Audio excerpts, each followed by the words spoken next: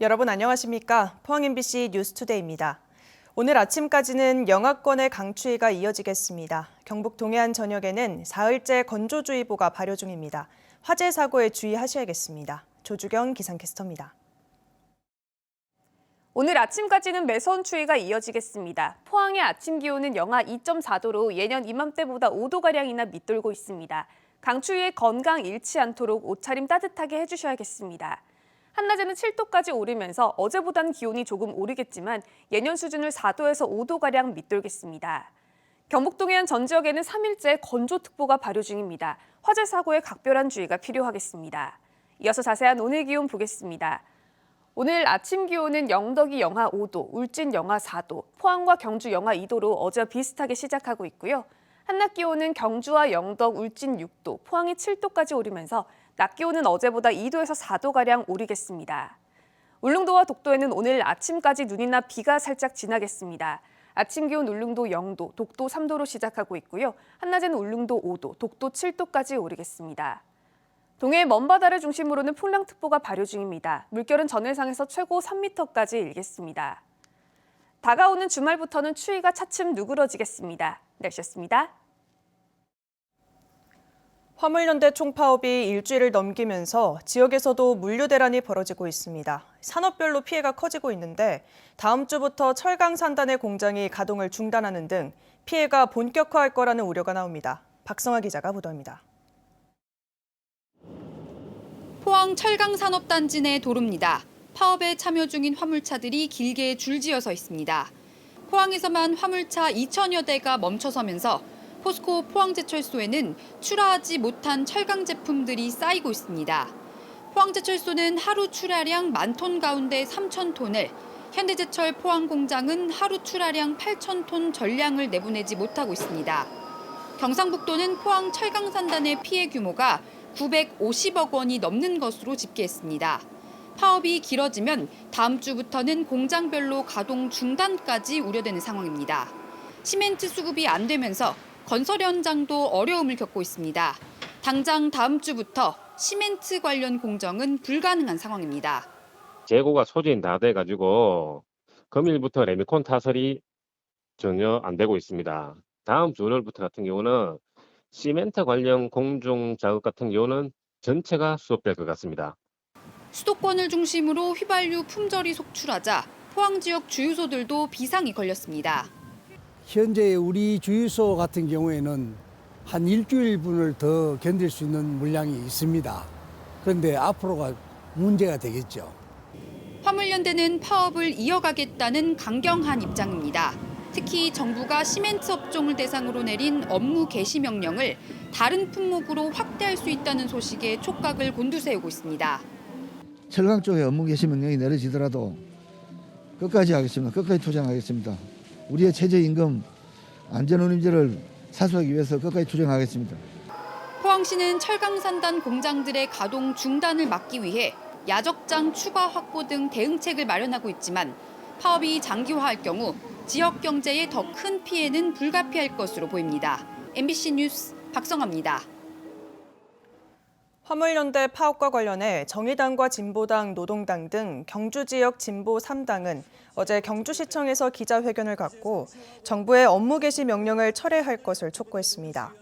이들은 업무 개시 명령이 헌법과 근로기준법을 위반한 것이며 기본권 침해라고 주장했고 화물 노동자의 안전 운임과 차종 품목 확대를 위해 정부가 적극 대화에 나설 것을 요구했습니다. 대구지검 영덕지청은 공직선거법 위반 혐의로 김광열 영덕군수와 관련자 등 19명을 불구속 기소했습니다. 김광열 영덕군수 등 12명은 국민의힘 영덕군수 후보 경선을 앞두고 여론조사 제한 규정을 위반한 혐의를 받고 있습니다. 또 나머지 7명은 경선을 앞두고 경선 선거인에게 금품을 돌린 혐의를 받고 있습니다. 한편 지난 8월 기소된 8명을 포함해 국민의힘 영덕군수 후보 경선과 관련해 모두 27명이 재판을 받게 됐습니다. 일론 머스크 테슬라 CEO가 한국을 기가팩토리 최우선 후보군으로 고려하는 가운데 포항이 테슬라 한국 공장의 최적지로 부각되고 있습니다. 포항시는 테슬라 유치팀을 구성하고 본격적인 유치전에 뛰어들었는데요. 성공할 경우 포항 경제가 크게 도약하는 계기가 마련될 것으로 기대됩니다. 이규설 기자입니다. 지난달 23일 윤석열 대통령은 일론 머스크 CEO와 화상 면담을 했습니다. 윤 대통령이 한국을 기가팩토리 건설 후보지로 긍정적으로 검토해달라고 요청하자 우수한 엔지니어링 인력과 연구개발 역량, 또 안정적 전기 공급 능력 등 이런 기반 환경이 매우 튼튼하다는 점을 잘 알고 계시리라고 생각합니다. 머스크 CEO는 아시아 국가들의 여건을 종합적으로 검토하고 있으며 한국은 최우선 후보지 중 하나라고 답했습니다. Thank you very much for the generous offer, and this means a lot, and we're giving it very careful consideration. I think Korea is one of the top choices for us. 산자부는 최근 테슬라 공장 유치에 관한 설명회를 열었고 세간의 관심이 집중된 메가톤급 투자 프로젝트이다 보니 항만을 갖춘 지자체뿐만 아니라 고양시와 세종시 등 내륙 지역 지자체까지 적극적인 유치전에 뛰어들었습니다. 이 가운데 가장 주목받는 곳은 포항입니다. 왜냐하면 포스코에서 자동차용 강판을 안정적으로 공급받을 수 있는 데다 전기차의 핵심인 2차 전지 생태계와 포스텍이 주도하는 연구개발 인프라가 잘 갖춰져 있기 때문입니다. 포항시는 공장 입지로 흥해읍 곡강리에서 용안리 일대 영일만 배후 산업단지를 준비 중입니다. 테슬라 기가팩토리는 자동차와 배터리 생산 라인을 일직선으로 배치하기 때문에 평지가 필요한데 포항 블루밸리 산다는 단차가 있어 적합하지 않다는 분석입니다. 저는 지금 포항시 흥해읍에 나와 있습니다. 제 뒤로는 영일만 신항이 보이는데요. 만약 테슬라가 이 근처에 자리를 잡는다면 자동차 완제품을 손쉽게 수출할 수 있습니다. 테슬라 기가팩토리를 만들 수 있는 모든 조건을 갖추고 있습니다. 정치권과 경상북도, 포항시 그리고 포스코와 포스텍까지 원팀으로 테슬라 기가팩토리 포항 유치를 위해 최선을 다할 것입니다. 테슬라는 연간 150에서 200만 대의 전기차를 생산할 아시아 제2공장 건립을 검토 중인데 우리나라와 태국, 인도네시아, 말레이시아 등이 경쟁하고 있습니다. 테슬라가 한국에 올지, 온다면 과연 어디에 둥지를 틀 것인지 아직 정해진 것은 없지만 만약 포항이 선택된다면 엄청난 경제적 파급 효과가 기대됩니다. MBC 뉴스 이규설입니다. 경주시가 황성 동천동 폐철도 부지와 황성공원 미개발 부지에 대규모 도심 숲을 조성합니다. 시민들의 반응이 엇갈린 가운데 의회에선 폐철도를 포장해 관광 미니열차를 운행하자는 대안도 나와 추진 과정에 관심이 모아지고 있습니다. 임재국 기자가 보도합니다. 경주시민운동장과 체육관, 황성공원이 들어서 있는 경주시 황성동입니다. 형산강 서천과 북천을 경계로 아파트와 주택지가 밀집돼 있습니다. 인근 동천동에는 경주시청 등 관공서와 상가가 조성돼 있어 경주의 새로운 중심지 역할을 하고 있습니다. 이곳에 경주시가 대규모 도심 숲을 조성합니다. 조성 면적은 폐철도 부지 4헥타르와 황성공원 미조성지 10헥타르에 이릅니다. 경주시는 산림청 공모사업에 선정돼 100억 원을 받았고 모두 200억 원을 투자해 오는 2025년까지 도심숲을 만든다는 것입니다. 도심숲 조성을 두고 시민들의 의견은 엇갈립니다. 사람들이 건강에 관심이 많잖아요. 그래가지고 공원을 해놓으면은 사람들 생활도 마음을 윤택할 거고 제 같은 경우는 공원을 했으면 좋겠습니다. 해당 지역 주민들은 그동안 폐철도로 개발이 어려웠다며 주택 공급 등 관련 시설이 들어서야 한다고 주장합니다. 중심 도시니까 중심 가니까 그쪽에 뭐 분할해가지고 주택 단지로서도 뭐 도로만 여건만 된다면 도로를 해가지고 분양을 해가지고 도로 집 짓는 것도 안 괜찮겠나 싶은 생각이. 도심숲 조성에 대해 경주시의회 한순희 의원은 황성 동천동에는 이미 시민 휴식 공간이 있다며 폐철도 구간에 관광 미니열차를 운영해 사적지와 연계한 관광자원으로 만들자고 제안했습니다. 황성 동천 주민들의 교통의 편리를 위해서 필요하고요. 시내 동부사적권에 오는 관광객들을 시내에 유입을 하면서 관광권 영역을 확장시키는 의미에서. 도심숲 조성을 두고 의회에선 내년도 예산안 심사 중에 경주시가 사업을 확정 발표했다며 질타가 이어졌고 시민들의 의견도 엇갈리고 있어서 앞으로 본격적인 사업 추진 과정에 대한 관심이 높아지고 있습니다. MBC 뉴스 임재욱입니다. 경북도가 내년도 생활임금 시급 11,228원을 고시하고 첫 시행에 나서기로 했습니다. 생활임금 적용을 받게 되면 한 달에 법정 근로시간인 209시간을 근무했을 때 최저임금 대비 33만 6천 원을 더 받는 것으로 나타났습니다. 이번 생활임금 고시는 도청에 소속된 노동자에 한정되며 포항시나 경주시 등 도내 지자체 직원은 해당되지 않습니다. 경북에서는 울진군이 관련 조례를 제정했을 뿐 다른 시군에는 생활임금 제도가 운영되지 않고 있는데 경북도는 단계적으로 생활임금제를 확대하겠다고 밝혔습니다. 포항지방해양수산청은 이달 중으로 경주 간포항에 파도를 막는 수중 방파제인 이안제 조성 공사에 들어간다고 밝혔습니다. 간포항 앞바다 이안제는 길이 340m로 오는 2025년 말까지 설치합니다. 경주 간포항은 지난 2020년 두 차례 태풍으로 방파제와 상가, 주택이 침수됐는데 포항해수청은 지난 6월까지 호안 보강 공사를 벌였고 내년 9월까지 친수 공간에 350여 미터 배수로를 설치합니다.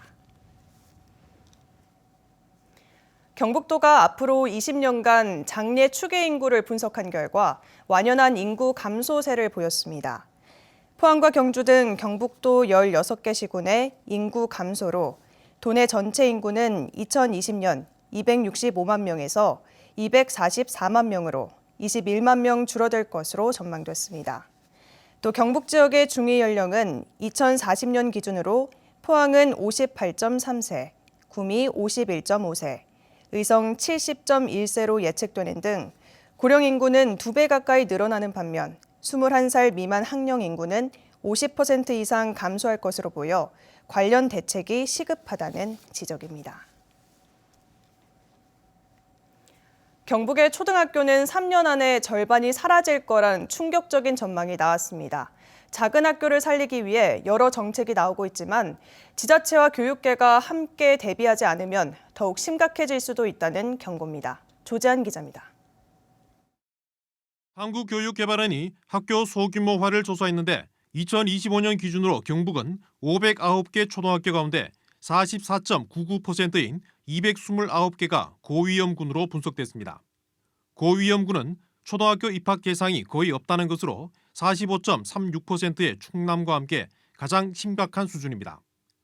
전국 평균 26.33%의 2배에 가깝습니다. 현재 인구 구성을 기반으로 한 분석으로 외부로 이주가 늘어나면 위험도는 더 높아지고 반대로 지방 살리기 정책으로 인구가 늘어나면 통폐합 가능성 학교는 줄어들 수 있습니다. 경북과 달리 대구는 고위험군이 6.52%로 서울 다음으로 낮게 나타났습니다. 재정 지원 위주의 작은 학교 살리기 정책은 별다른 성과를 거두지 못하고 있습니다.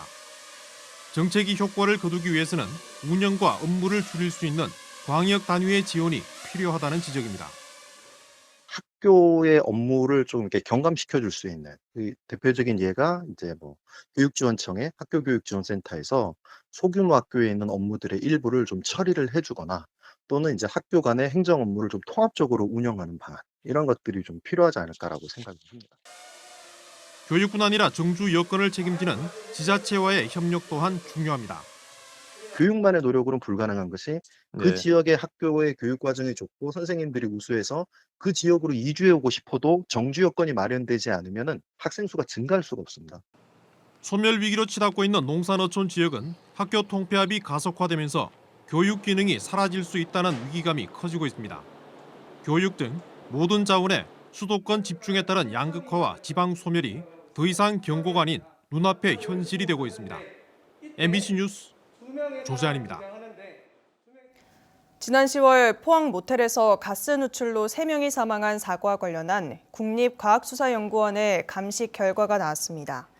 포항 남부경찰서는 산소가 투입되는 보일러 일부 공간이 테이프로 막혀 불완전 연소가 발생해 일산화탄소가 생성됐고 모텔방 천장 구멍과 갈라진 벽 틈새로 새어 들어간 것이 확인됐다고 밝혔습니다. 지난 10월 9일 포항의 한 모텔에서 강원도 여행객 3명이 일산화탄소 중독으로 사망했습니다. 어제 오후 3시 11분쯤 포항 죽도시장 대게거리에서 불이 났습니다. 죽도시장에 불이 났다는 신고로 소방과 한전 등 관계자 27명과 장비 11대가 투입됐고, 이 불은 대게 찜기 보일러와 실외기를 태우고 10분 만에 꺼졌습니다. 소방은 정확한 화재 원인을 조사하고 있습니다. 연말연시에 어려운 이웃을 돕는 희망 2023 나눔 캠페인이 시작됐습니다. 경북 사회복지 공동모금회와 경상북도는 나눔 캠페인 출범식과 사랑의 온도탑 제막식을 가졌습니다.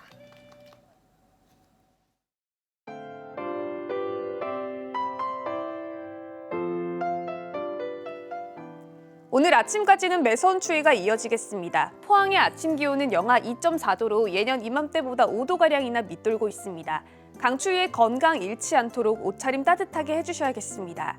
한낮에는 7도까지 오르면서 어제보다는 기온이 조금 오르겠지만 예년 수준을 4도에서 5도가량 밑돌겠습니다. 경북 동해안 전 지역에는 3일째 건조특보가 발효 중입니다. 화재 사고에 각별한 주의가 필요하겠습니다. 이어서 자세한 오늘 기온 보겠습니다. 오늘 아침 기온은 영덕이 영하 5도, 울진 영하 4도, 포항과 경주 영하 2도로 어제와 비슷하게 시작하고 있고요. 한낮 기온은 경주와 영덕, 울진 6도, 포항이 7도까지 오르면서 낮 기온은 어제보다 2도에서 4도가량 오르겠습니다. 울릉도와 독도에는 오늘 아침까지 눈이나 비가 살짝 지나겠습니다. 아침 기온 울릉도 0도, 독도 3도로 시작하고 있고요. 한낮에는 울릉도 5도, 독도 7도까지 오르겠습니다. 동해 먼바다를 중심으로는 풍랑특보가 발효 중입니다. 물결은 전해상에서 최고 3m까지 일겠습니다. 다가오는 주말부터는 추위가 차츰 누그러지겠습니다. 날씨였습니다. 이상으로 포항 MBC 뉴스를 마칩니다. 시청해주신 여러분 고맙습니다.